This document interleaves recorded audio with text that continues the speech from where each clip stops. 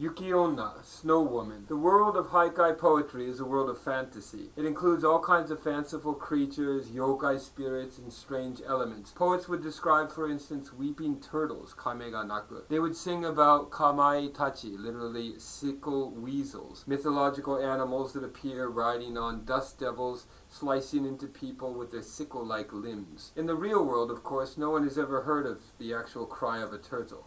And the word kamai-tachi in poetry refers not to horrifying beasts, but rather to the wind that cuts people as it passes. The fact that haikai poets refer to the wind by the name kamai-tachi suggests the fantastical vision of a weasel, itachi, wielding a sickle or kama. The haikai literary form was the product of a humorous body response to the excessive seriousness and refinement of traditional waka Japanese poetry. To be sure, traditional waka poetry sometimes allowed for some degree of comical or fanciful daydreaming, so long as it was from the heart and referenced long-lost faraway lovers, but waka poetry in general did not permit the inclusion of mysterious fanciful images like crying turtles. Such flights of pure fantasy were considered to be inelegant and lowbrow from the waka perspective. That is precisely why waka's opposite, haikai, or haikai no renga as we sometimes say, is so much fun. The unorthodox, brazen sensibility that produced the image of a female obake,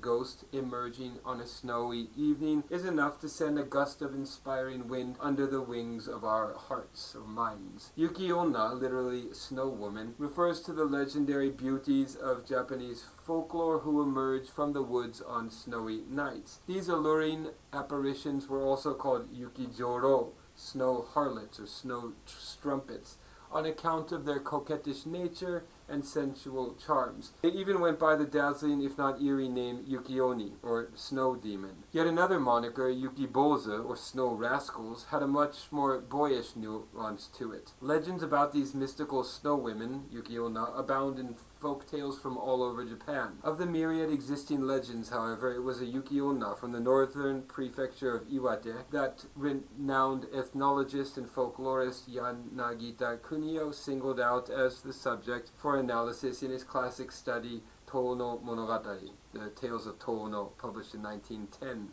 According to his description, the snow women of the Touno region were believed to bring lost children home on the 15th night of the first lunar month, known as Little New Year, or Koshogatsu, and on nights of the winter full moon. The legends may be no more than sad fantasies spun by grieving mothers who had lost their own infants. According to another folk legend, people believed that it was in fact the great Buddhist monk and founder of the Shingon sect named Kukai, born in 774 in the Western calendar, who escorted lost children back to their families. I suppose this is an example of what religious scholars call syncretism, the blending of multiple narratives from disparate traditions. The lost children, escorted home by either a Yuki-onna or Kukai in these legends, are probably themselves miniature snow rascals, Yuki-bozu. In recent years, Japan's annual snowfall figures have dropped drastically. It often seems to me that the spiritual richness of the Japanese people has also grown impoverished in equal measure. Might there be a connection between the amount of snowfall and our depth of spirit?